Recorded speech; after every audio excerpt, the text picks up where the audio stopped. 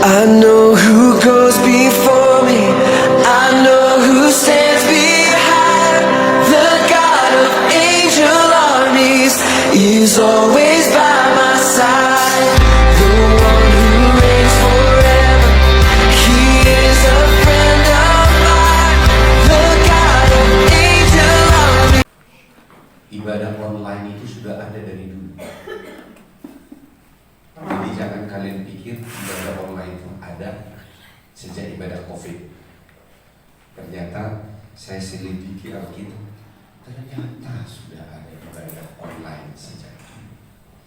Mau tahu buktinya enggak? Yes. Mau terima buktinya enggak? Amen. Oke, kita datang dulu ke Kisah Rasul 2.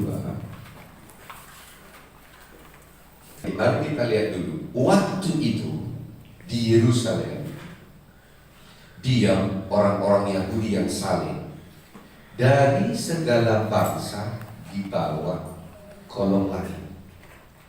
Haleluya. Saya terangkan dulu di sini. Kenapa di ayat 5 ini berdiam seluruh orang Yahudi yang ada di bawah kolong langit? Berarti semua orang Yahudi dari bangsa-bangsa berkumpul di Yerusalem. Kenapa? Karena memang mereka sudah berkumpul sebelum hari yang ke-50 ini. Karena mereka merayakan hari Pentakosta. Haleluya. Jadi bagi agama Yahudi, Pentakosta itu dalam bahasa Ibrani namanya Zevau. Ya, Zevau, Savau, ya, itu berbicara tentang perayaan Pentakosta. Haleluya. Apa ini hari Pentakosta bagi Yahudi? Kenapa mereka berkumpul? Karena memang ini adalah perayaan. Kenapa disebut orang-orang Yahudi yang saleh? Yaitu orang-orang Yahudi dari berbagai bangsa yang memelihara tradisi Pentakosta. Jadi mereka sudah ada yang berbulan-bulan, ada yang berhari-hari jalan. Dulu belum ada pesawat. Jadi udah berbulan-bulan mereka jalan dari berbagai bangsa kumpul di Yerusalem. Kenapa disebut orang saleh? Karena mereka adalah orang-orang Yahudi yang memelihara tradisi hari-hari Yahudi. Salah satunya adalah Pentakosta. Yang sebelumnya apa? Paskah. Ya, Paskah bagi orang Yahudi yang pertama adalah hari di mana mereka merayakan. Pertama sekali mereka keluar dari Mesir, mereka rayakan. Haleluya. Ya, mereka merayakan itu. Begitu mereka berada di tanah Kanan, mereka merayakan itu terus Paskah. Tapi bagi kita orang benar, ya, Paskah itu justru berbicara tentang hari kematian Yesus Kristus. Nah, bagi orang Yahudi, Pentakosta itu dirayakan terus. Apa perayaan Pentakosta? Yang pertama itu adalah ucapan syukur atas panen pertama dari gandum. Jadi orang-orang Yahudi yang tinggal di bangsa-bangsa lain, maka musimnya itu selalu ada melihat dari Yerusalem, Israel. Jadi mereka melihat itu dari situ. Oh iya, bahkan beberapa orang saleh Yahudi datang berkumpul. Mau merayakan apa? Pentakosta. Tapi Pentakosta yang ada di Yerusalem berbeda dengan Pentakosta yang ada di Upper Room, yaitu Sion. Haleluya. Kisah Rasul 2 ayat 1. Itu hal yang berbeda. Makanya kita bisa melihat kita melakukan ibadah yang mana. Haleluya. Kita harus bedakan ini. Oke, kita lihat dulu Ulangan 16 ayat 9 sampai 11. Ulangan 16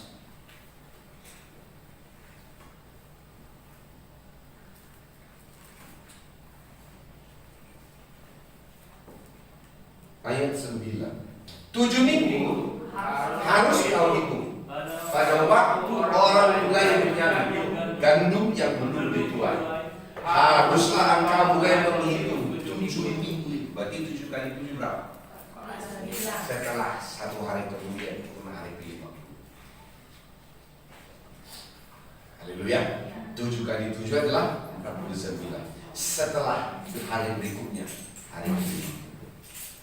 Pentakosta di Kisah Rasul 2 ayat 1 juga hari ke-5.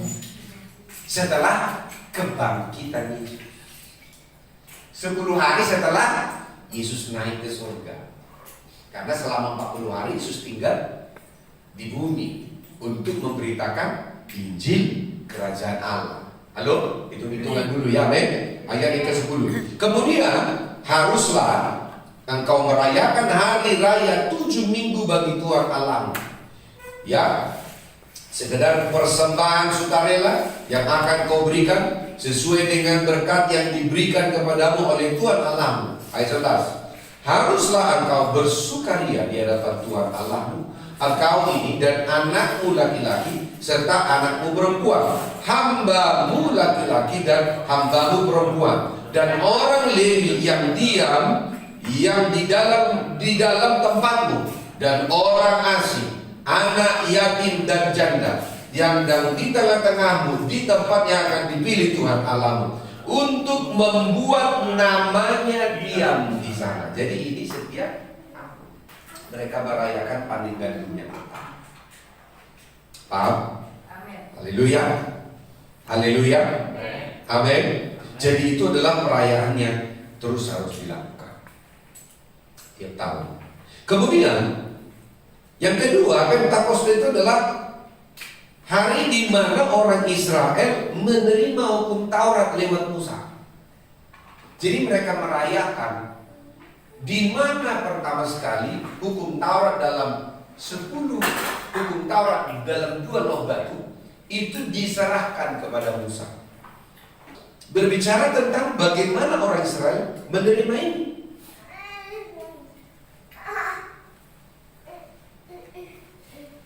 Haleluya.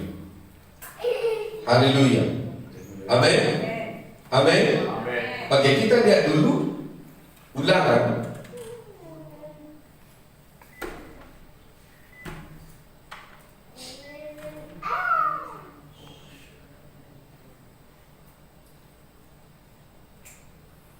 Ulangan 23 ayat 15 sampai 21. Jadi Pentakosta itu ternyata ada 3. Pertama, ucapan syukur karena panen pertama dari gandum. Yang kedua, hari di mana mereka menerima hukum Taurat lewat Musa. Dan yang ketiga adalah 50 hari setelah Paskah.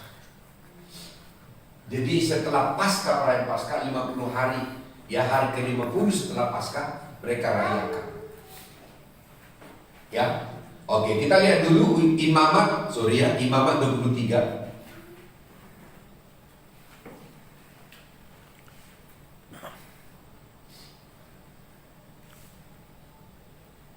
Imamat 23 ayat 15 sampai 21.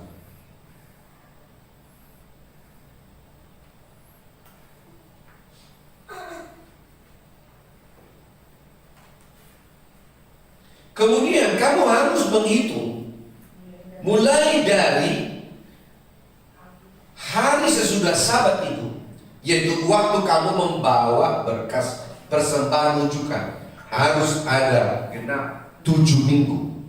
Ayat 16. Sampai pada hari sesudah Sabat yang ke-7, kamu harus hitung 50 hari.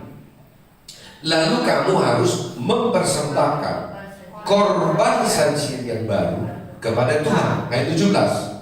Dari tempat kediamanmu kamu harus membawa 2 buah roti unjukan yang harus dibuat dari 2/10 efa tepung yang terbaik dan yang dibakar sesudah dicampur dengan ragi sebagai bulu hasil bagi Tuhan. Ayat 18. Beserta roti itu harus kamu persembahkan 7 ekor domba berumur setahun yang tidak bercela, dan seekor lembu jantan muda, dan 2 ekor domba jantan. Semuanya itu haruslah menjadi korban bakaran bagi Tuhan serta dengan korban sajiannya dan korban-korban curahannya, sesuai yang baunya menyenangkan, persembahkan sebagai korban keselamatan. Imam harus menunjukkan semuanya beserta roti bulu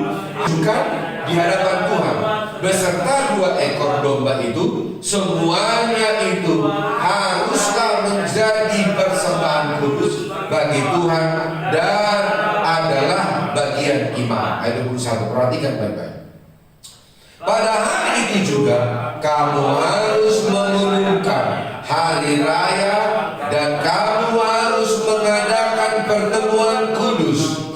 Janganlah kamu melakukan sesuatu pekerjaan berat. Itulah suatu ketetapan untuk selama-lamanya di segala tempat kediamanmu turun-temurun. Bukankah ini online? Haleluya. Ya, dulu tak ada layar, tetapi dulu disatukan dengan ketetapan. Jadi dari seluruh orang Israel, Yahudi yang berserak di bangsa-bangsa, ya, yang saleh-salehnya datang ke Yerusalem.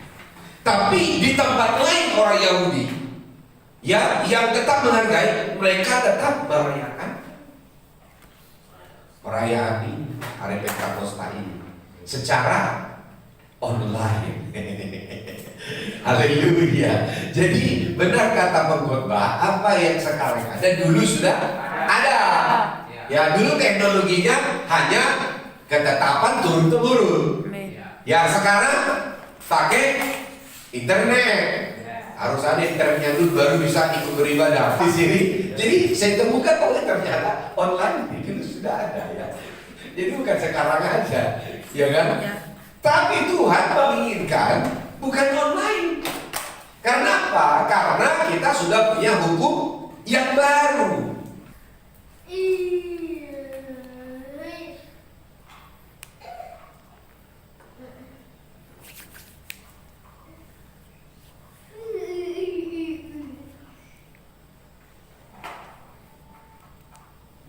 Haleluya.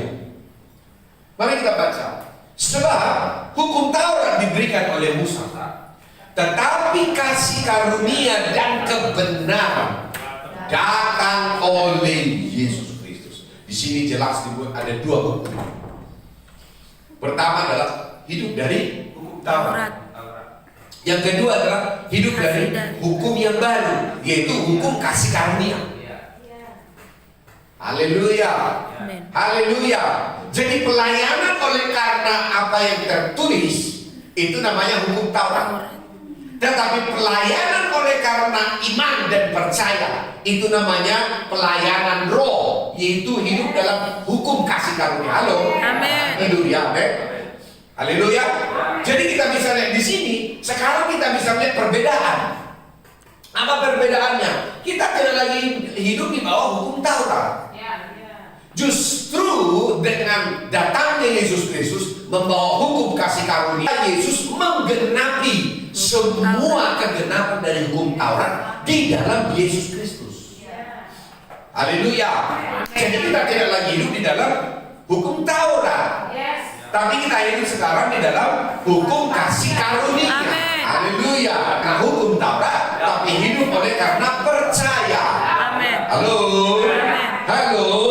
Jadi kita bisa melihat di sini bagaimana hari-hari kita bisa hidup di dalam hukum yang baru. Jadi bukan pelayanan daging, tapi pelayanan roh. Haleluya. Jadi kita dituntun oleh roh, bukan aturan dan peraturan, bukan karena hukum yang tertulis, tapi hidup dari apa yang dikerjakan roh di dalam hatimu. Haleluya. Haleluya. Jadi orang-orang yang kita bangun adalah orang-orang yang hidup di dalam hukum dari roh itu. Amin. Haleluya. Haleluya. Jadi kita bisa lihat di sini, apakah hari-hari kita yang kita lakukan hari-hari ini adalah hari-hari ibadah yang kita lakukan hukum yang tertulis atau kita hidup dalam hukum kasih karunia. Karena hukum yang tertulis, orang-orang Yahudi yang saleh itu bukan dengan biaya yang murah. Mereka kadang-kadang berbulan-bulan berjalan ke Yerusalem. Tapi ingat, walaupun Sion itu ada di Yerusalem, tetapi Daud tetap menginginkan Sion itu. Jadi bukan hanya sekedar di Yerusalem, tapi kita berbicara tentang Sion. Haleluya. Ibadah yang kita bangun bukan hanya untuk mencapai Yerusalem, tapi ibadah yang kita bangun adalah untuk menyatakan hadirat Sion. Amin. Hello, come on. Haleluya. Jadi saya bisa membayangkan kenapa disebut Aperlu. Karena 120 orang ini menggenapi apa yang sudah dinubuatkan, yaitu beribadah di Sion. Haleluya. Sementara orang-orang Yahudi yang saleh ini berada di Yerusalem. Haleluya. Tetapi yang sampai ke Sion adalah mereka yang mengerti nubuatan, mereka yang mengerti firman yang sudah disampaikan. Makanya kalau tadi malam saya katakan tentang prophetic time, maka kita akan mengerti hari-hari kita adalah bukan hari-hari untuk kita habiskan, untuk menyelesaikan umur kita sampai selesai, tapi hari-hari kita adalah hari-hari kita untuk menggenapi. Jadi kita kembali ke rumah Bapa bukan soal umurnya suntuk atau muda, tapi soal bagaimana kita sudah menggenapi semua hari-hari yang sudah tertulis di dalam kitab kehidupan. Amin. Haleluya. Haleluya. Haleluya. Artinya hari-hari kita harus produktif bagi kerajaan, menghasilkan bagi kerajaan. Tidak ada hari-hari yang terbuang, tidak ada hari-hari menjadi aib bagi kerajaan, tidak ada hari-hari yang membuat kerajaan malu. Tapi hari-hari yang harus kita lakukan adalah hari-hari di mana kita berada di tempat di mana firman itu harus digenapi. Kenapa enggak orang Yahudi yang saleh ini yang didatangi oleh Roh Kudus? Bukankah mereka saleh? Menurut literasi Sinai, salah satu literasi yang lama, memang itu tiap tahun orang Yahudi saleh ini berkumpul. Jadi memang tanah Israel itu, kenapa mereka bisa juga dikumpulkan tahun 48 dari berbagai bangsa setelah pembunuhan massal di Jerman, yaitu oleh Nazi. Diperkirakan sekitar 2 juta orang itu dibantai hidup-hidup. Maka ada seorang ibu, lalu dia menggendong bayinya. Dia tahu mereka harus masuk ke lubang lalu disiram dengan senjata otomatis, lalu disiram dengan bensin. Tapi ibu ini menggendong bayinya, lalu menggendongnya itu gendong belakang. Lalu dia masuk ke lubang yang sudah digali sedalam sekitar 4 meter. Lompat sambil tersenyum melihat seorang tentara Nazi. Tidak ada tekanan dalam diri saya, dan menyatakan setelah hidup sekian tahun, tentara Nazi ini bilang tidak ada stres di wajah ibu, tapi mereka menikmati itu. Katanya, apa yang saya ingin sampaikan di sini? Saya bisa melihat bahwa jangan sampai hari-hari dalam ibadah yang kita lakukan itulah pertemuan-pertemuan yang di level Yerusalem. Tapi level yang Tuhan inginkan adalah kita ada di level Sion. Apa kurangnya orang Yahudi asal? Siapa salah satu contoh Yahudi saleh? Simeon, yang berdoa kepada Allah. Apa katanya? Izinkan aku belum mati sampai kulihat Mesias. Setelah Yesus umur 8 hari dibawa ke Bait Suci, lalu begitu dilihatnya, dia bilang, aku bersyukur kepadamu, aku sudah melihat keselamatan dari Yerusalem, dari orang Israel. Maka izinkan aku kembali ke markas besar. Dia menggendong bayi ini, lalu dia bernubuat. Alkitab berkata kemudian dia mati. Kenapa dia lakukan? Karena dia ingin melihat tanda. Haleluya. Haleluya. Tanda apa yang kau bawa ke surga? Tanda pekerjaanmu yang rumit? Tanda keuanganmu yang ribet? Apa tanda yang kau bawa? Selain daripada kau mengerti tentang dimensi Sion. Saya sudah bicara tentang 3 minggu tentang Sion. Sion ada tempat perlindungan. Sion ada tempat di mana pemerintahan Allah dinyatakan di sana. Dan di bait sucinya akan mengalir sungai sampai kepada bangsa-bangsa. Betul? Haleluya. Haleluya. Tapi kita melihat di sini, ternyata orang-orang yang ada di upper room adalah penggenapan dari nubuatan tentang Sion. Haleluya. Saya akan buktikan ayat-ayatnya, karena ini tidak bicara tentang hanya kebetulan. Haleluya. Alangkah berbahagianya orang-orang ini, karena orang-orang ini adalah orang-orang yang berada untuk menggenapi waktu nubuatan itu. Sama seperti Maria adalah orang yang berbahagia karena dia menggenapi nubuatan seorang wanita yang akan melahirkan Tuhan kita, Yesus Kristus. Haleluya. Haleluya. Kisah Rasul 2 ayat yang pertama. Kisah Rasul 2 ayat yang pertama. Ketika tiba hari Pentakosta, semua orang percaya berkumpul di satu tempat. Bukankah juga Kisah Rasul 2 ayat 5, semua orang Yahudi berkumpul juga di Yerusalem.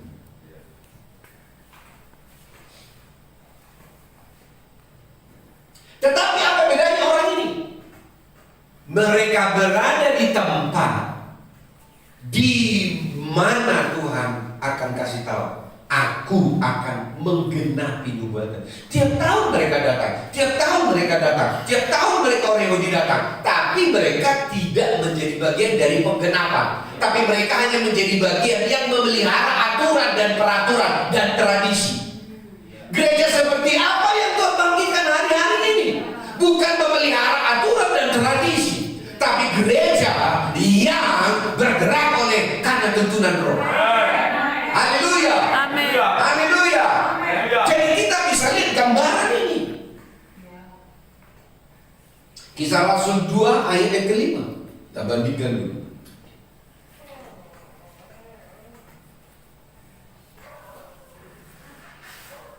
Yahudi yang saleh dari segala bangsa dibawa oleh orang lain. Haleluya. Jadi betul bahwa mereka itu adalah Pentakosta, itu perayaan bagi orang Yahudi. Ayat 12.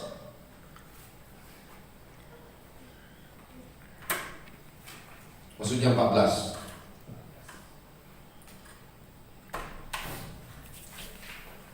Haleluya. Maka bangkitlah Petrus berdiri dengan ke-11 rasul itu, dengan suara nyaring ia berkata kepada mereka, hai kamu orang Yahudi dan kamu semua yang tinggal di Yerusalem, ketahuilah, camkanlah perkataan ini. Berarti Petrus menegaskan lagi, bukan hanya Yahudi yang saleh, tapi Yahudi yang tinggal di Yerusalem.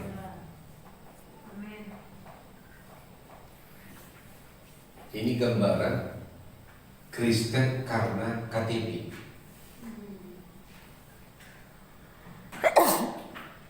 Saya ingin ajarkan kepada kita, berhenti sejenak. Seperti saya mengikuti rumahnya.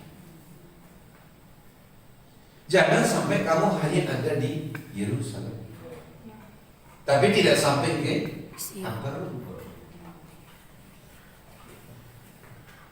Halo? Halo?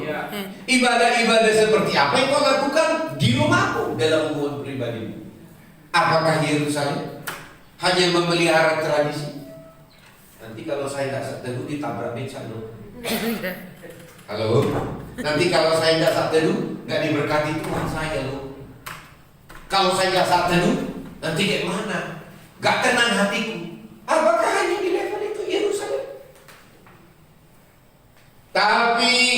Ibadah yang kita mau bangun adalah levelnya adalah upper room, yaitu Sion. Haleluya, haleluya, haleluya. Jadi kita bisa lihat di sini. Lalu kita lihat di sini. Kembali ke Kisah Rasul 2 ayat 1. Siapa orang-orang ini yang ada di upper room? Apa yang membuat mereka disebut orang percaya? Menurut Kisah Rasul 1, yaitu apa? Murid-murid Yesus yang ketika Yesus naik ke surga, Yesus bilang, jangan tinggalkan Yerusalem. Coba Kisah Rasul 1.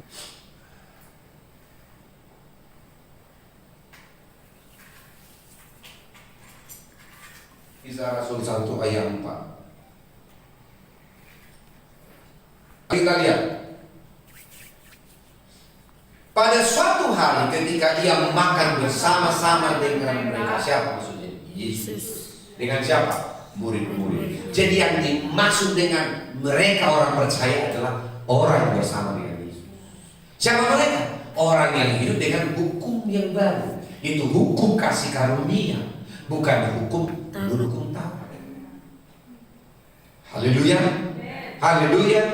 Karena kalau bahasa Inggris mereka tidak disebut orang percaya. They are, tidak disebut orang percaya. Tapi siapa mereka?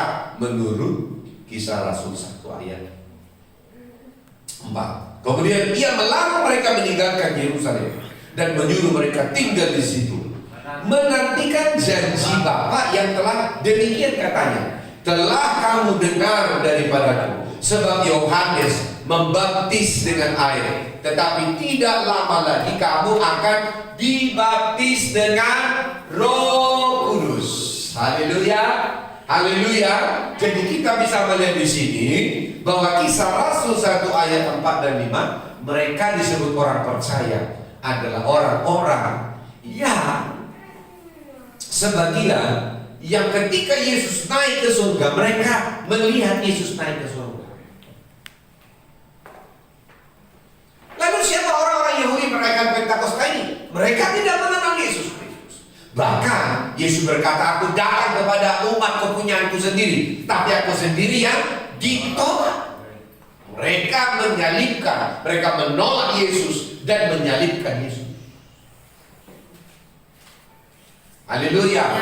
Walaupun di dalam perayaan yang sama, walaupun dalam ibadah yang sama, namanya juga disebut ibadah minggu, tetap disebut ibadah minggu. Tapi saya berdoa supaya kita bisa melihat ibadah seperti apa yang kita mau bangun. Apakah ibadah seperti Yerusalem atau ibadah menurut upper room?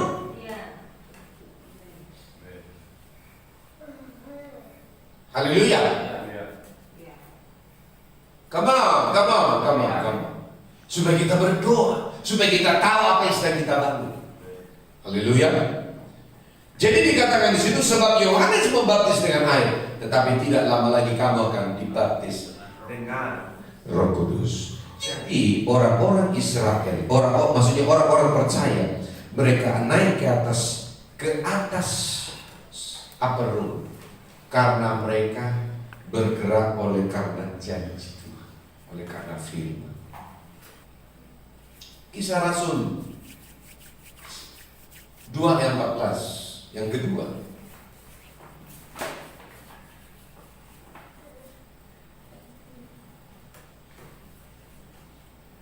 Bahkan orang-orang berkata, ini 120 orang ini adalah orang-orang Galilea, bukan orang Yerusalem.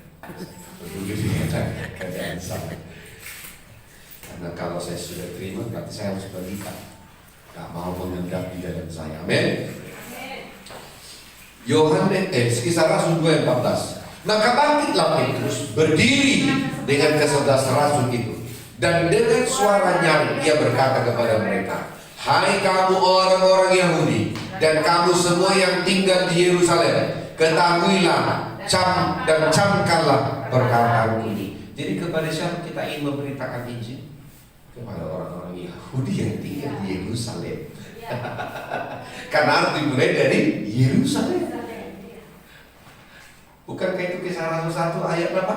Kamu akan memberitakan Injil ya sebagai saksi mulai dari Yerusalem, Yudea, Samaria sampai ke ujung bumi. Ayat yang ke-15. Orang-orang ini tidak mabuk seperti yang kamu sangka, karena hari baru pukul 9. Ya. Jadi nggak mungkin mabuk. Biasanya mabuk sore hari ke malam hari. Saya ingat dulu, ya, yang berkulit gelap, bukan orang hitam. Ya, jadi kalau dibilang kau orang hitam, bilang yang hitam itu ini. Haleluya. Yang hitam itu ini. Kita Asia adalah kulit sawo matang. Jangan tersinggung kalau bilang kita ya bukan aku. Amin. Yang hitam itu adalah ini hitam, betul? Haleluya. Jadi jangan rendah diri kalau bilang oh hitam kena. Iya, aku bukan hitam, aku sawo matang. Jadi sampai Amin tuh dia bakari, walaupun dia dari sana gelap kulitnya, dia bilang, saya bilang aku hitam. Apakah kamu hitam? Ini yang hitam katanya. Setelah dia tunjuk speaker, maka dia percaya diri. Haleluya. Kalau kau punya gambar Kristus, kau nggak akan minder dengan keadaanmu. Haleluya. Karena Kristus yang ada di dalam kita. Amin. Haleluya. Amin. Jadi orang timur jangan minder, karena yang hitam itu ini, ya. Itu speaker. Haleluya. Ya, pada umumnya kita kan sawo matang. Amin. Haleluya. Haleluya. Ya, saya nggak hitam. Ya. Jadi kalaupun agak gelap sedikit jangan minder. Amin. Hitam itu speaker, selama saya ini hitam. Ya. Kalau dia bilang ngejek, kamu buta warna ya, bilang. Yang ngejek itu yang suruh, kau buta warna. Tunjuk yang hitam. Kau menurut mana yang hitam? Yang ini atau yang ini? Ketika mereka, oh iya bukan, artinya saya bukan hitam. Amin. Haleluya. Walaupun ada lagu hitam manis. Ya. Harusnya sawo matang manis, harusnya gitu. Haleluya. Amin. Ya, untuk menghibur yang agak gelap-gelap. Supaya nggak minder. Haleluya. Haleluya. Harus bangga bahwa kadang-kadang kita harus tegur mereka yang mengeja, yang matang sudah memang buta warna kau ya. Lalu ambil yang benar-benar hitam dan tunjukkan. Coba bandingkan mana yang hitam. Biar dia diam. Haleluya. Kadang-kala untuk membungkam para pembuli, kau nggak perlu harus jadi marah. Haleluya. Tunjukkan faktanya, baru dia sadar. Haleluya. Lalu tanya yang kedua, kalau begitu, mana yang salah? Kulit saya atau yang buta warna?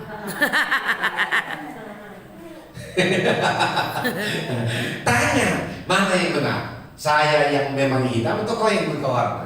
Dan dia pergi, dia tahu dia buta warna. Amin. Haleluya. Yes. Jadi yang sering dibully hitam, akhirnya kau bersuka cita. Amin. Haleluya. Jangan malu, jangan minder. Amin. Ya, harus jelas. Ya, si pembuli harus kita kasih pelajaran.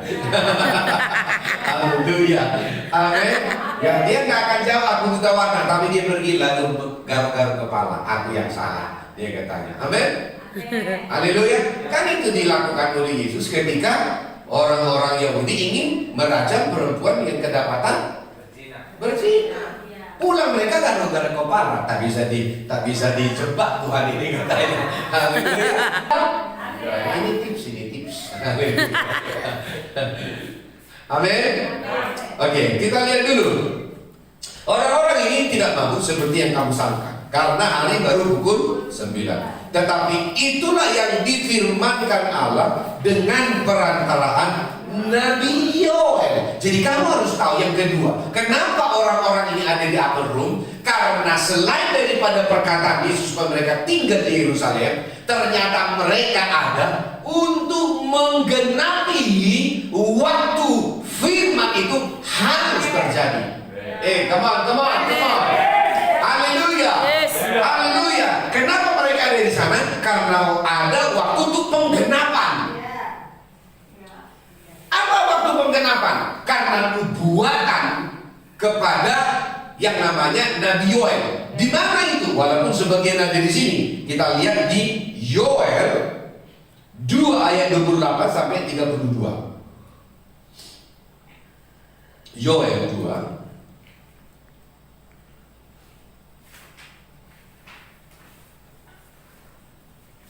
ayat 28 sampai 32. Mari kita baca. Kemudian daripada itu akan terjadi. Katakan akan terjadi. Berarti akan datang musimnya, akan datang harinya.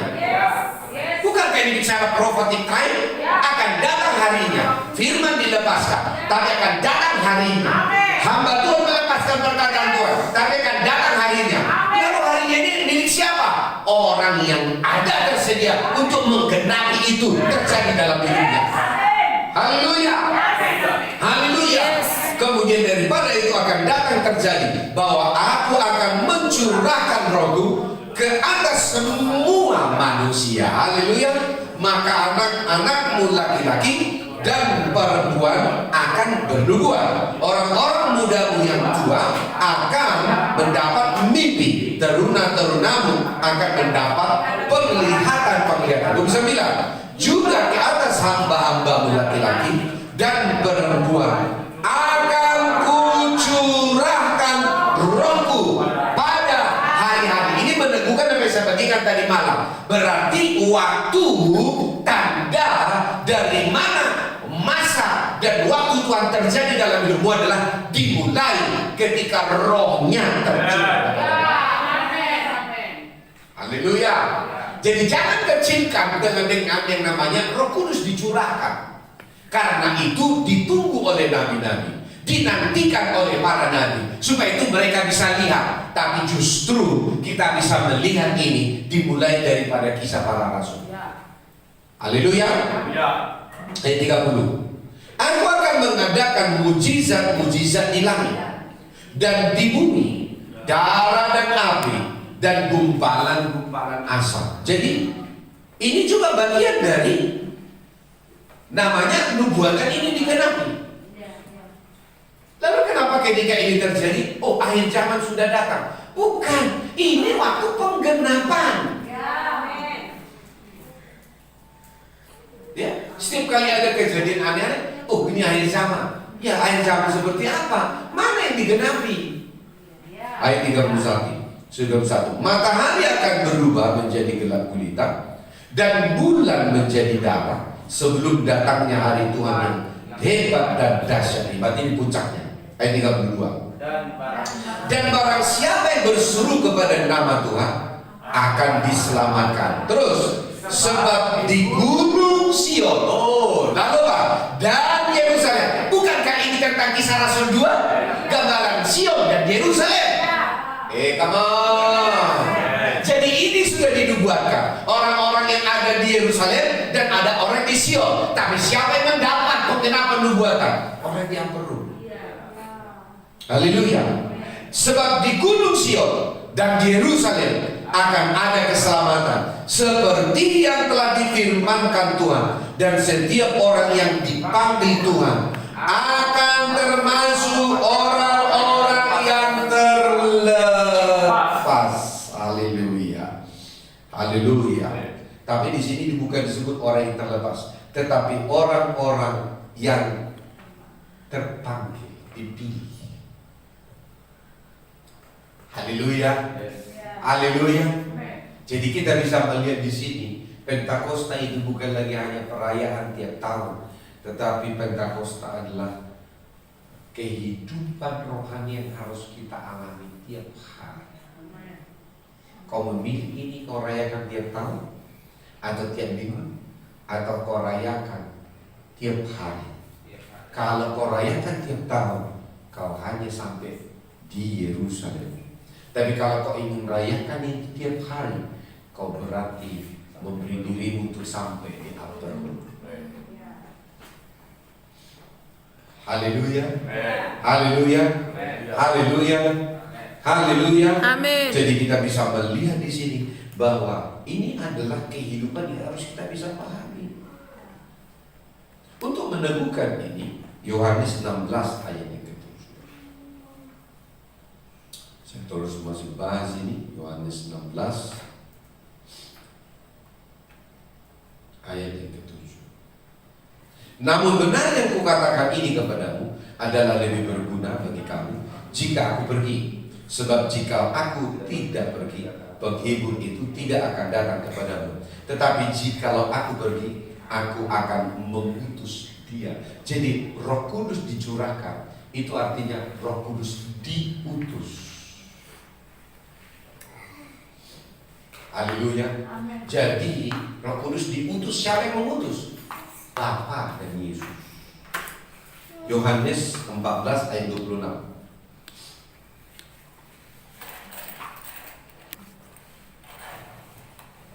Tetapi penghibur, yaitu Roh Kudus, halo, Amen. halo, Yes. yang akan diutus oleh Bapa dalam namaku. Ingat, yang akan diutus oleh Bapa di dalam namaku.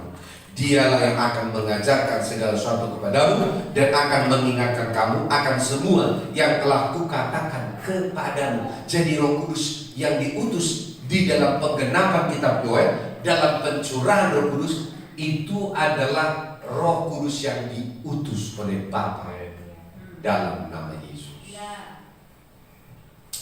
Amin. Amin. Haleluya. Jadi kita bisa melihat di sini bagaimana kita hidup di dalam dimensi Sion. Oke, saya akan perkenalkan lagi kepadamu tentang dimensi Sion. 2 Korintus 3 ayat 4. 2 Korintus 3 ayat 4.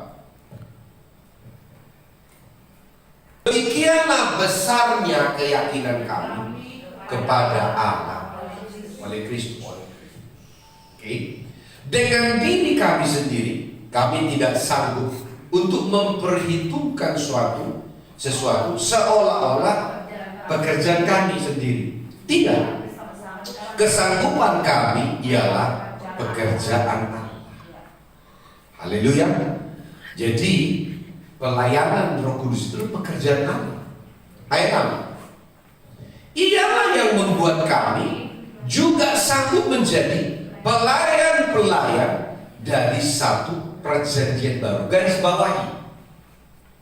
Dengan diutusnya Roh Kudus, dengan dicurahkannya Roh Kudus ke atas manusia untuk menggenapi kitab Yoel 2 ayat 28 sampai 32, itu berbicara bangkitnya masa, bangkitnya waktu di mana Allah membangkitkan pelayan-pelayan dari perjanjian baru.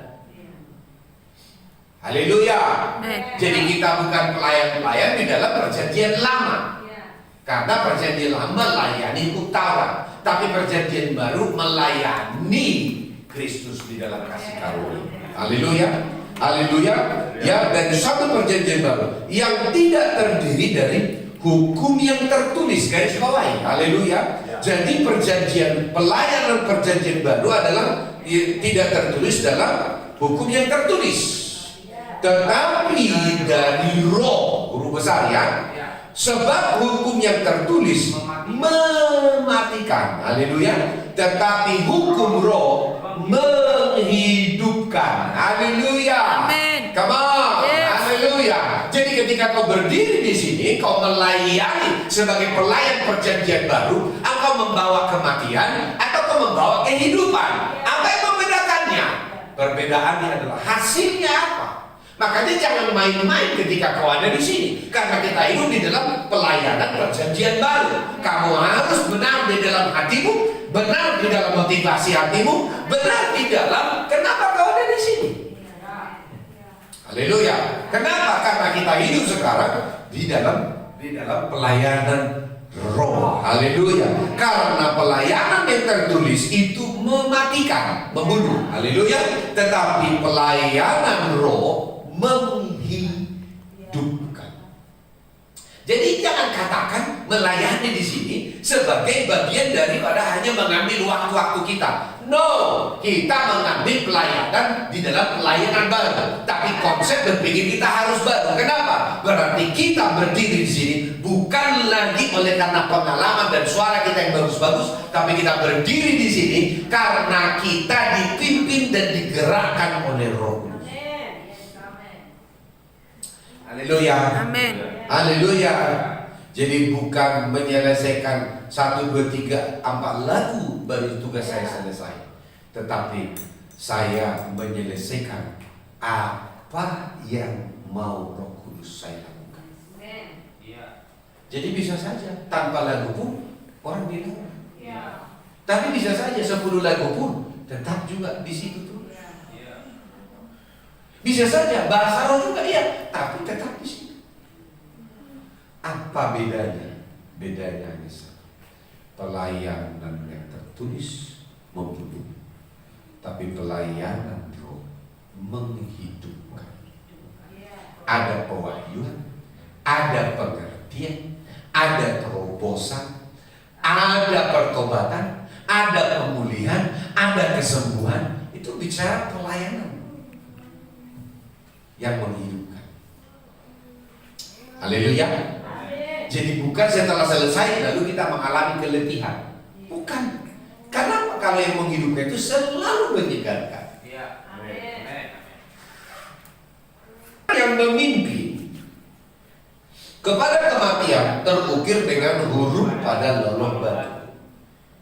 Namun demikian kemuliaan Allah menyertainya waktu ia diberikan, tapi sementara. Haleluya. Karena wajah Musa penuh dengan kemuliaan, tapi sementara. Haleluya.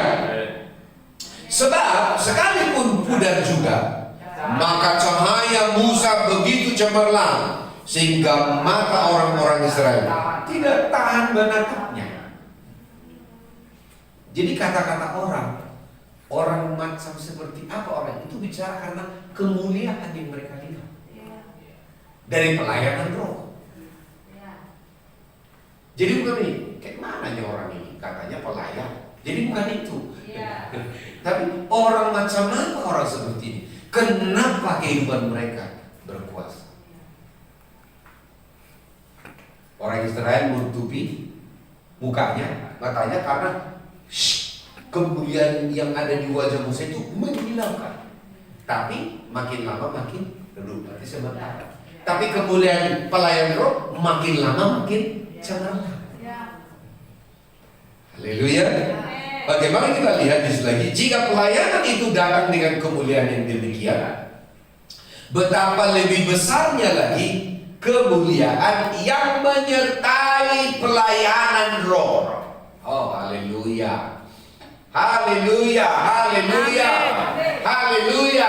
Jadi jangan katakan pelayanan perjanjian baru itu adalah pelayanan yang biasa-biasa. Mari kita berkumpul di sini. Mari kita berdua di sini. Kenapa? Karena pelayanan yang menyertai pelayanan roh katanya adalah kemuliaan yang semakin besar. Amin.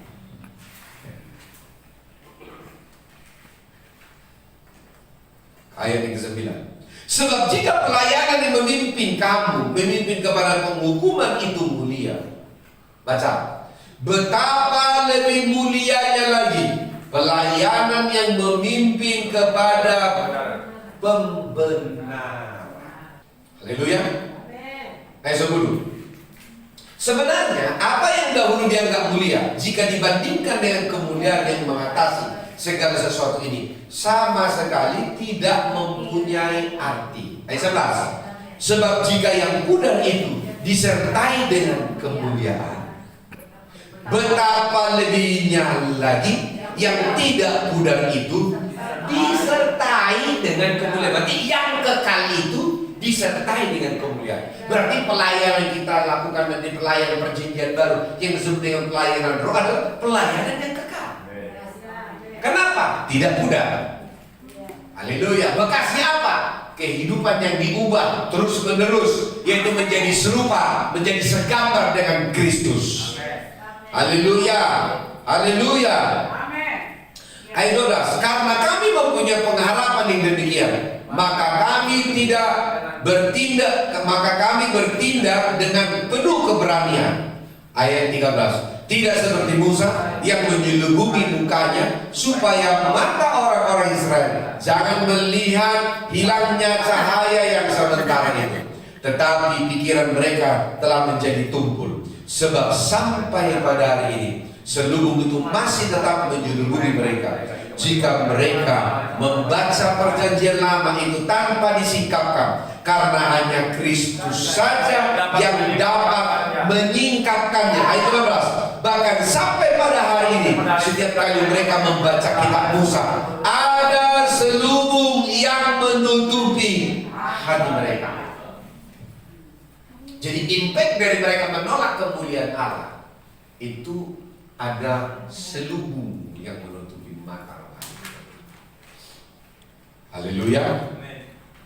Ayat 16. Tetapi apabila hati seorang berbalik kepada Tuhan, maka selubung itu diambil daripadanya. Jadi selubung itu akan diambil ketika terjadi pertobatan. Haleluya. Jadi karena pertobatan. Jadi pertobatan yang akan membawa selubung itu diangkat. Itu artinya apa? Pelayanan kita akan alami. Setiap orang harus mengalami pewahyuan, akan mengalami penyingkapan. Oh, kau akan bisa melihat pertumbuhan itu bukan karena aturan dan peraturan, tetapi karena engkau membangun kehidupanmu oleh karena tuntunan Roh. Haleluya. Haleluya. Ayat 17. Sebab Tuhan adalah Roh. Garis bawah. Tuhan adalah Roh. Dan di mana ada Roh Allah, Roh Kudus, di situ Amin. ada kemerdekaan. Berarti pelayanan Roh adalah pelayanan yang ditandai dengan kemerdekaan, pemulihan, haleluya, kesembuhan, haleluya, haleluya. Come on. Amin. Haleluya. Yes. Jadi di mana ada pelayanan Roh dilaksanakan, ada kemerdekaan, ada pemulihan, ada kesembuhan, ada kekuatan yang baru, ada jalan yang baru yang akan diberikan. Apa? Itu pelayanan Roh. Kenapa saya kasih gambar ini? Supaya kita melihat pelayanan upper room yang kita lakukan atau hanya pelayanan Yerusalem. Haleluya. Haleluya. Haleluya. Ayat yang ke-18. Dan kita semua mencerminkan kemuliaan Tuhan dengan muka yang tidak terselubung. Kita sudah punya muka tidak terselubung. Jangan selubungi lagi. Jangan tutupi lagi. Jangan misteri lagi hidupmu. Amin. Haleluya. Ya. Dan karena kemuliaan itu datangnya dari Tuhan yang adalah Roh. Haleluya. Ini intinya. Apa katanya? Maka kita diubah menjadi, semua sama baca. Maka kita diubah menjadi serupa dengan gambarnya dalam kemuliaan yang semakin besar. Haleluya. Dalam kemuliaan yang semakin besar. Haleluya. Artinya pelayanan Roh akan membawa kita kepada kemuliaan yang semakin besar, bukan semakin redup, bukan semakin kering, tapi pelayanan Roh yang akan membawa kita kepada pelayanan di mana kemuliaan yang semakin besar. Kenapa? Karena orang-orang yang ada di dalam pelayanan ini adalah pelayanan orang-orang yang mengalami, yang hidupnya diubah dari sehari kepada sehari untuk menjadi serupa dengan gambaran anaknya. Siapa? Yesus Kristus. Amin. Iya. Itulah pelayanan upper room. Haleluya. Haleluya. Jadi kalau orang Israel berjalan di padang gurun 40 tahun, mereka masih mengalami pelayanan Yerusalem. Haleluya. Haleluya. Tapi kalau apa yang kita lakukan ini membawa kita, jadi kalau hari-hari ke depan kita lihat kemuliaan ini semakin besar. Apa itu kemuliaan yang dimaksud? Kristus. Ini bukan soal gambaran hidup yang makin besar, yang makin banyak, walaupun itu akan menyusun sebagai bonus. Itu bonus. Haleluya. Haleluya. Itu bonus. Haleluya. Tapi apa intinya? Kristus yang semakin dinyatakan di dalam kehidupan setiap orang. Haleluya. Berarti ukuran perubahan itu adalah Kristus. Ukuran kemuliaan itu adalah Kristus. Berarti ukuran yang ada dalam hidupmu bukan kekayaan, bukan keberhasilan, tapi Kristus yang terjadi, terwujud di dalam hidupmu. Haleluya. Haleluya. Jadi upper room itu selalu berbicara tentang diubah dari sehari ke sehari. Haleluya. Upper room itu selalu berbicara pelayanan perjanjian baru, yaitu pelayanan roh. Apa yang bergerak di sana bukan aturan dan peraturan, tapi dituntun oleh Roh Kudus. Haleluya. Orang-orang dituntun dengan hati nuraninya oleh karena Roh Kudus. Mereka berubah. Haleluya. Maka mereka diubah dari sehari ke sehari. Haleluya. Haleluya. Haleluya. Kamu akan lihat bagaimana kehidupan kita, apa yang kita lakukan, apa yang kita bangun, ibadah-ibadah yang kita lakukan, itu mengubah, pertama tentu mengubah kehidupan kita. Tetapi juga orang yang kita bawa juga akan diubah juga menjadi semakin hari penuh dengan kemuliaan Kristus. Halo. Halo. Saya ingin kita bisa melihat bagaimana kita bisa membuat ini terwujud di dalam kehidupan jemaat saya. Haleluya. Haleluya. Jadi kemana kita bicara tentang Sion? Iya, kita lihat bagaimana upper room. Yes, kita lihat bagaimana kita berada di hadapan tahta. Apa goalnya? Jelas sudah dikasih tahu oleh 2 Korintus 3 ini. Apa katanya? Kita diubah dari sehari ke sehari menjadi semakin serupa dengan gambaran anaknya, yaitu Yesus Kristus. Haleluya. Dalam kemuliaan yang semakin besar. Haleluya. Haleluya. Dalam kemuliaan yang semakin besar. Kalaupun itu belum kelihatan seperti apa, tapi imanku berkata akan semakin besar. Haleluya. Haleluya. Maka kualitas yang mau kita bangun adalah kualitas Sion, bukan Yerusalem. Haleluya. Apa itu? Kualitas Sion itu apa? Kisah Rasul 2 ayat yang 1. Mari kita lihat. Haleluya. Kisah Rasul 2 ayat 1. Mari kita baca. Ketika tiba hari Pentakosta. Ingat, ketika tiba hari Pentakosta, berarti ada hari Pentakosta. Haleluya.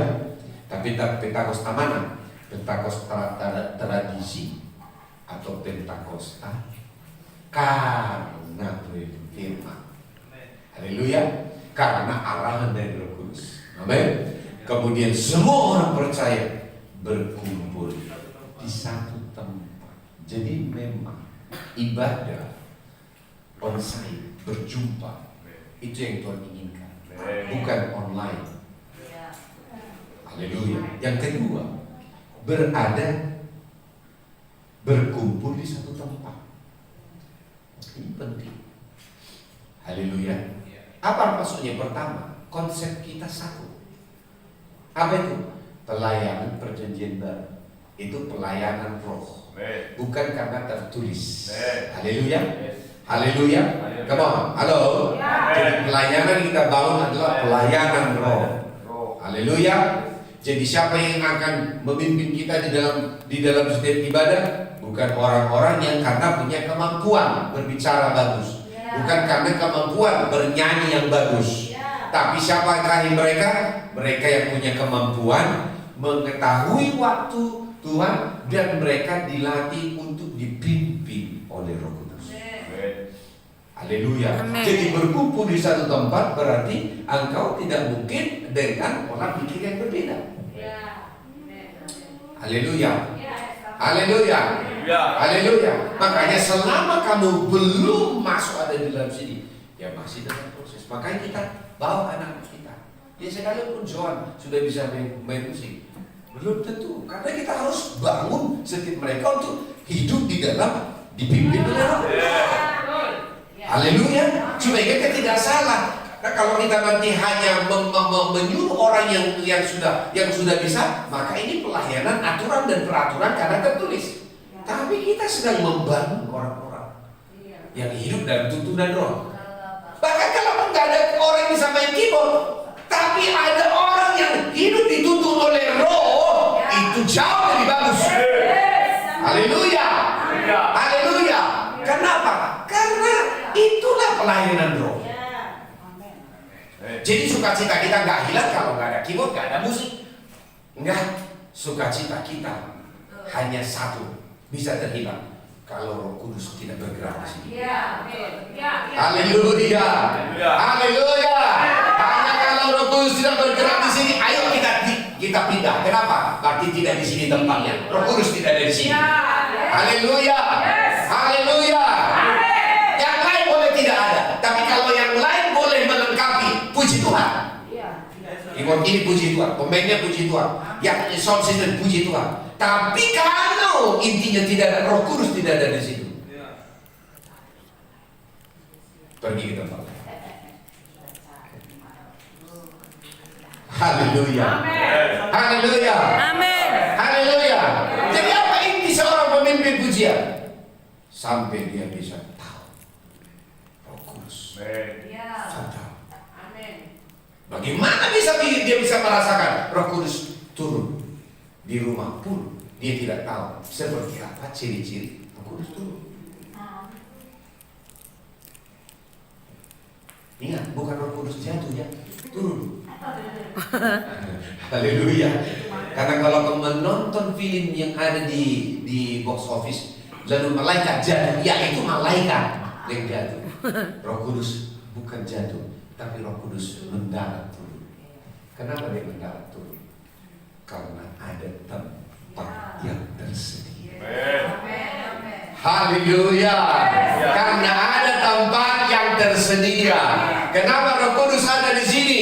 Kenapa Roh Kudus bisa dicurahkan di sini? Karena ada tempat yang tersedia. Jadi pelayanan Roh tanpa hati yang disediakan itu bukan pelayanan Roh. Haleluya. Haleluya. Haleluya. Maka banyak orang hari ini datang beribadah di Yerusalem. Mereka memenuhi ibadah-ibadah, memenuhi ibadah-ibadah. Mereka tidak tahu yang mereka bawa apanya. Mereka tidak tahu apa yang mereka harus sediakan. Tapi setiap orang mau bisa menyanyikan dari satu lagu ke lagu, lagu ke lagu, bahkan bisa juga dari penyembahan ke penyembahan. Tapi mereka tidak mengerti apakah Roh Kudus ada di sana.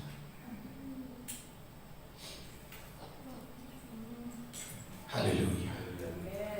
Maka kenapa seorang bapak rohani memberkati sebuah pernikahan?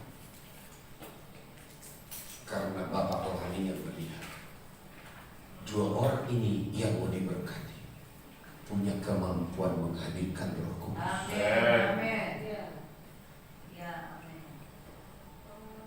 Itulah kedewasaan.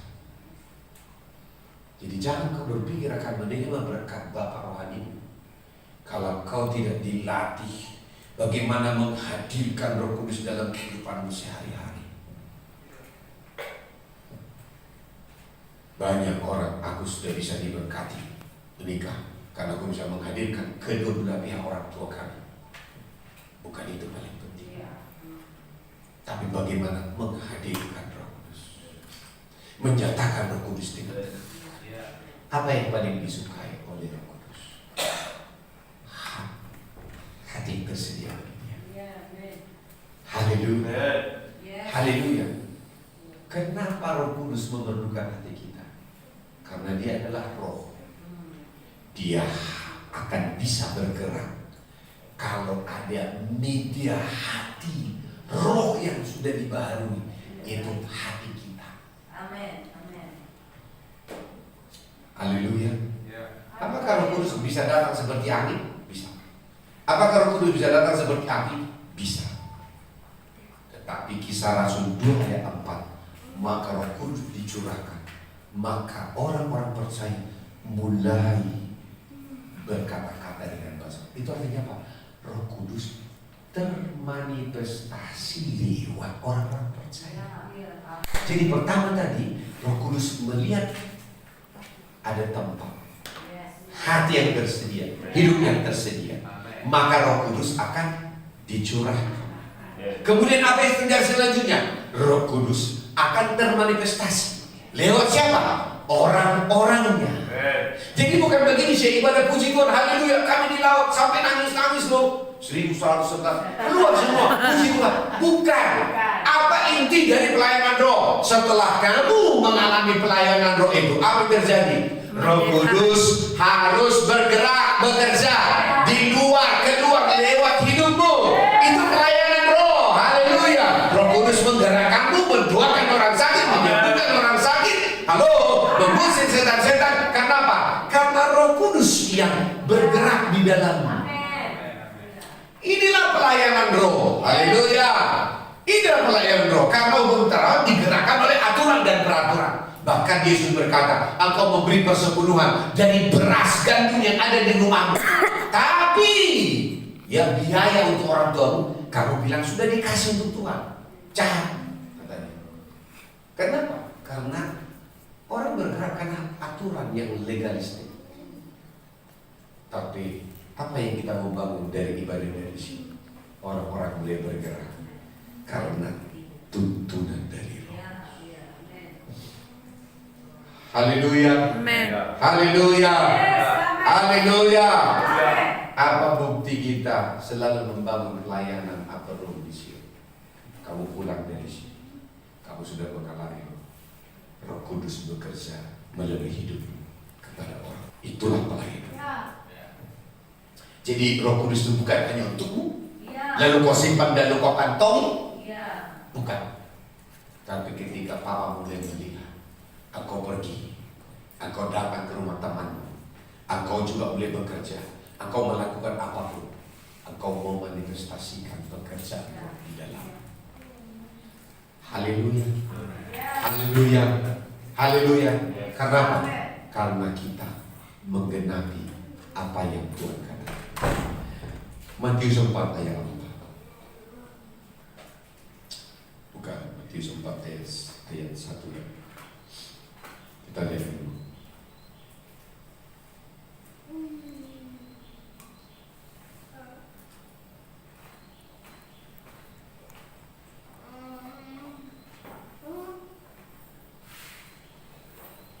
Ayat 1.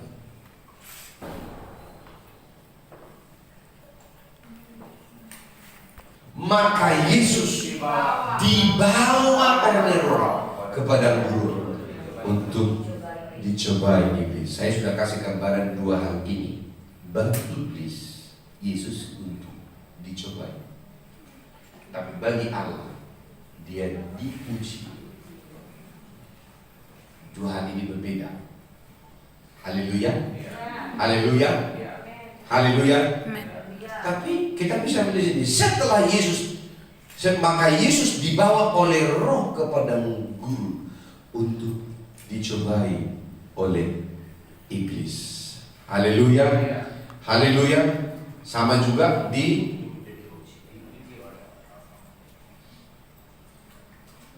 Lukas 4 ayat 1.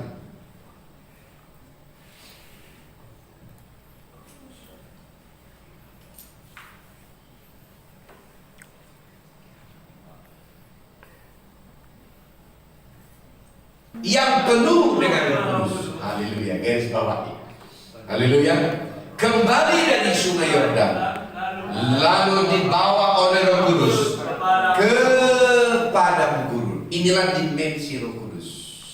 Ketika dia memenuhi kita dengan, maka dia akan memimpin kita ke tempat yang Roh Kudus mau kita ikuti. Haleluya. Haleluya. Harusnya kan Yesus yang penuh dengan Roh Kudus kembali dari sungai Yordan lalu dibawa ke istana Firaun. Harusnya begitu kan? Halo? Halo, tapi apa dengar sini? Lalu katakan kembali dari sungai Yordan lalu dipimpin, dibawa oleh Roh Kudus kepada guru. Itu diapain? Dicobai atau diuji.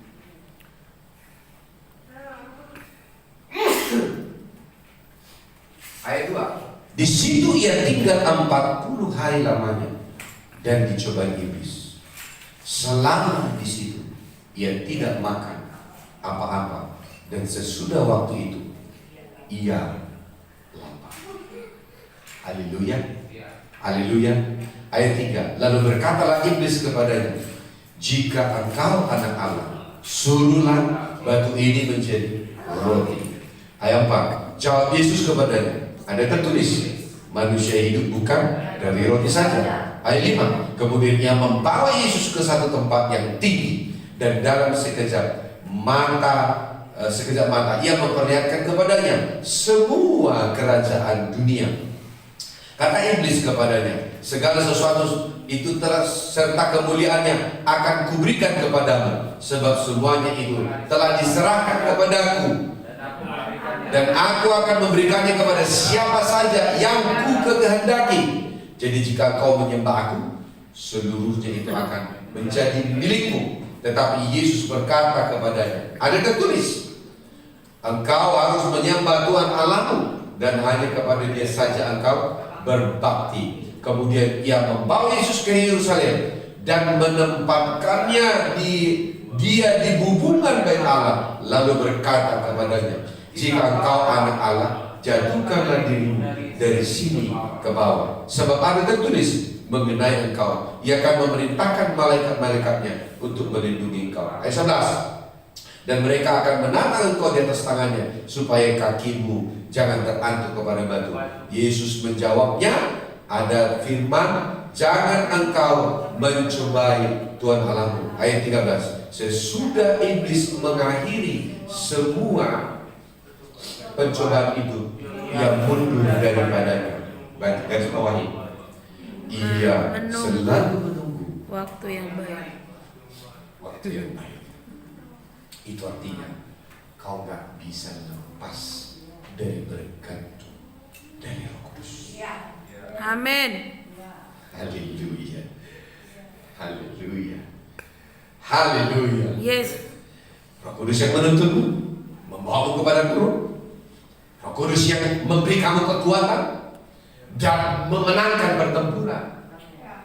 Dan setelah iblis mundur. Tapi ingat, lalu dikatakan iblis mundur daripada dan menunggu waktu yang baik. Berarti pelayanan Roh adalah bagaimana kau selalu dituntun dari satu proses kepada proses yang lain. Haleluya. Supaya engkau melihat iblis selalu mundur dari apa yang dilakukan. Haleluya. Haleluya. Katakan, inilah pelayanan Roh. Inilah pelayanan Roh. Setiap orang percaya. Setiap orang percaya Dipimpin dan dituntun oleh Roh Kudus. dipimpin dan dituntun oleh Roh Kudus. Tidak hidup dari apa yang tertulis. Tidak hidup dari apa yang Tetapi tertulis, hidup karena tuntunan Roh. tapi hidup karena tuntunan Roh. Inilah apa Roh Inilah Roh yang berasal dari Sion. yang berasal dari Sion. Bagaimana setiap orang Bagaimana setelah setiap orang menerima Roh Kudus telah menerima Roh Kudus bertumbuh untuk dituntun oleh Roh Kudus. untuk dituntun oleh Roh Kudus. Kemanapun Roh Kudus bawa, Manapun Roh Kudus bawa, pasti akan selalu Pasti akan ada kemerdekaan, kemerdekaan, ada kelepasan, ada kemenangan, kemenangan, dan terus akan dituntun. dan terus akan dituntun. Ketika iblis mundur, Jika iblis mundur, bukan berarti tidak lagi dituntun oleh Roh Kudus. tidak lagi dituntun oleh Roh Kudus. Haleluya. Amin. Haleluya. Amin. Haleluya. Amin. Apa yang saya ajarkan selama saya berkhotbah di sini, kita tidak bisa keluar dari tuntunan Roh Kudus. Haleluya. Haleluya. Haleluya. Yes. Haleluya. Bersekutu dengan Roh Kudus, dituntun oleh Roh Kudus, dipimpin oleh Roh Kudus, segalanya yang kita perlukan.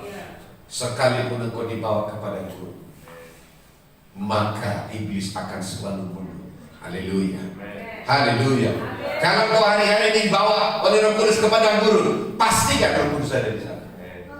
Tidak peduli kalaupun kepada Guru, kalaupun itu tepi sungai, nggak masalah. Tapi yang paling kau harus pastikan, apakah Roh Kudus ada di sana. Dari mana kau tahu Roh Kudus ada di sana? Inilah tandanya kau hidup dalam pelayanan perjanjian baru. Rohmu tahu. Iya. Ini bukan soal mengajari 2 tambah 2 adalah 4.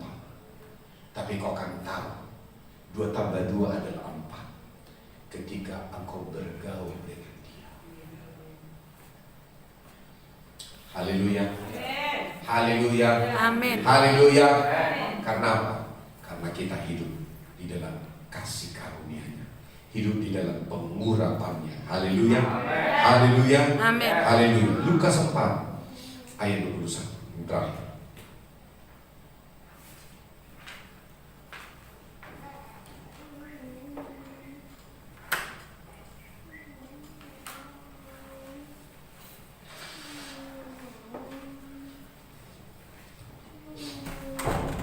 Lukas 4:21.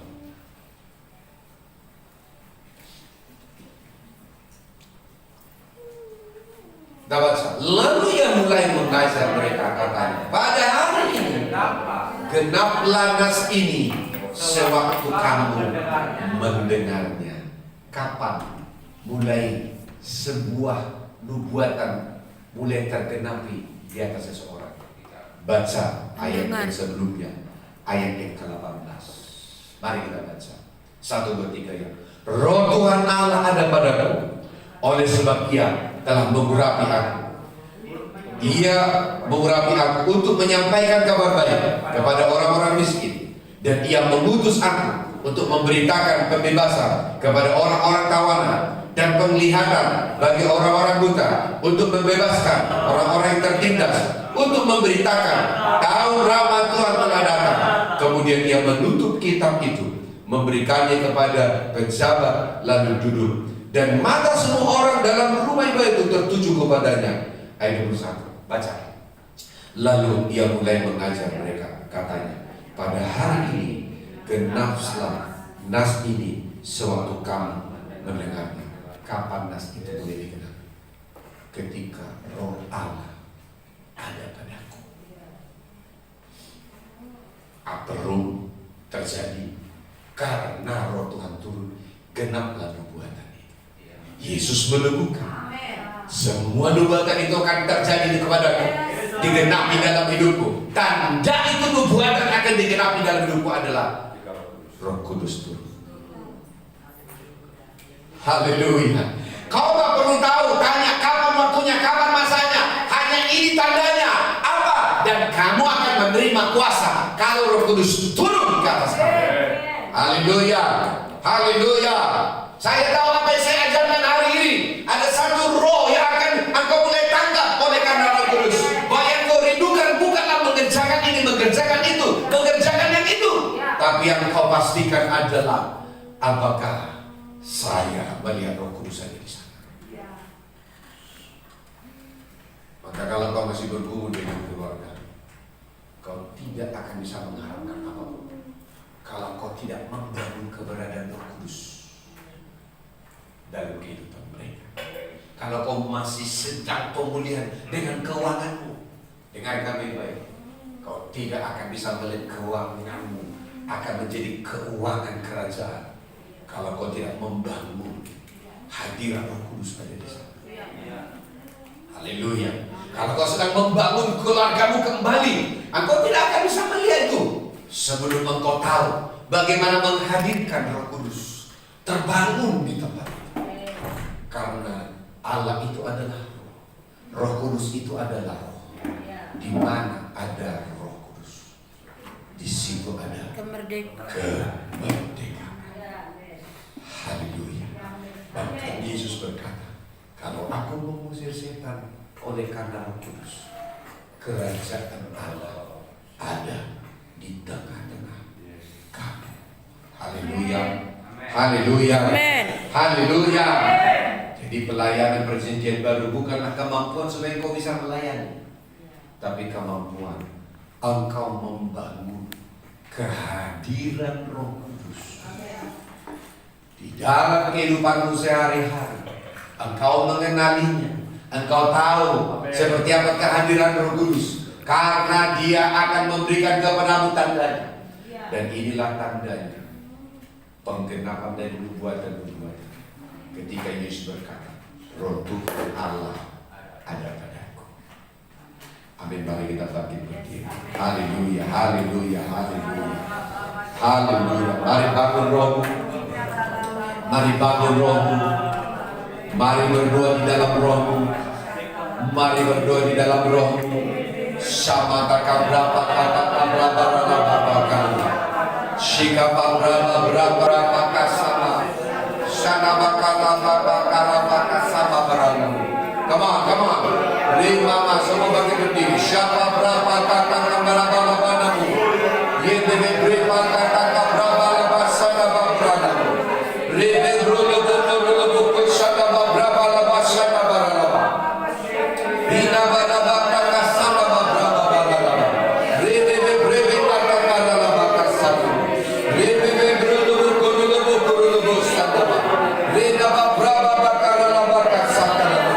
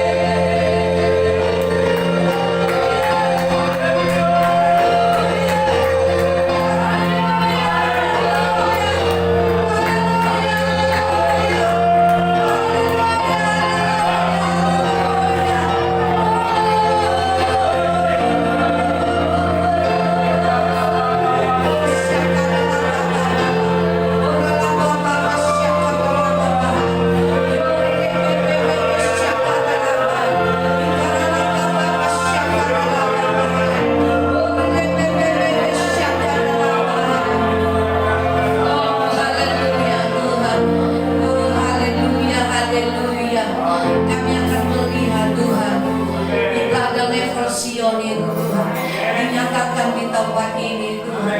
Dinyatakan di ibadah mohon saya, di rumah rohani mohon saya Tuhan. Oh syakarala Bapa, oh setiap kami Tuhan akan melihat ibadah itu menjadi sesuatu yang menggairahkan kepada kami. Setiap kami Tuhan akan mengalami untuk ibadah menjadi sesuatu yang menggairahkan. Dalam setiap ibadah yang kami lakukan, yang kami alami, kami akan melihat Roh Kudus tercurah, Roh Kudus bekerja, Roh Kudus bekerja. Sehingga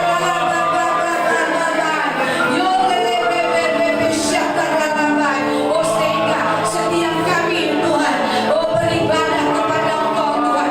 Roh Kudus menyatakan dirinya, Roh Kudus bekerja.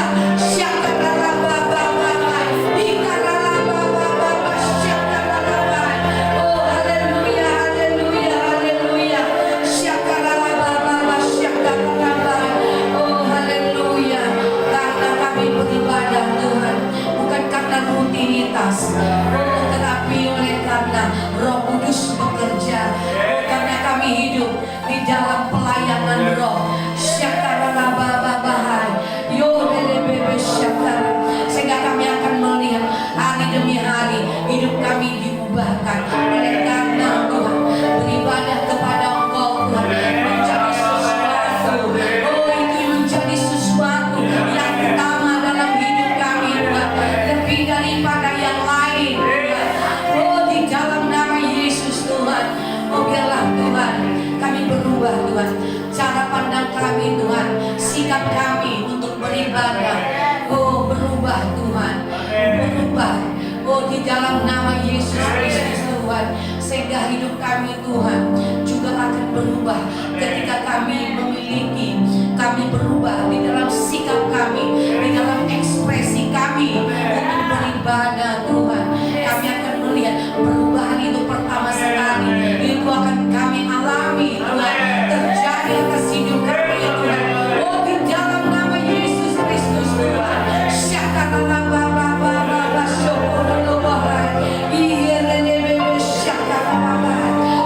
dalam nama Yesus Kristus Tuhan. Haleluya, haleluya. Dalam setiap ibadah yang kami alami, dalam setiap ibadah yang kami lakukan, kami melihat Roh Kudus bekerja dengan dahsyat. Roh Kudus bekerja, menyatakan dirinya dengan bebas Tuhan.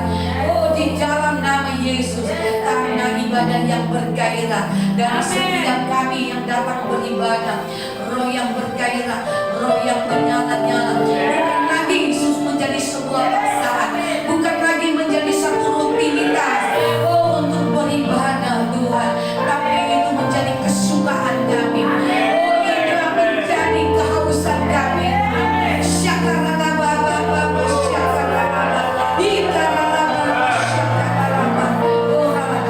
Mari ambil waktu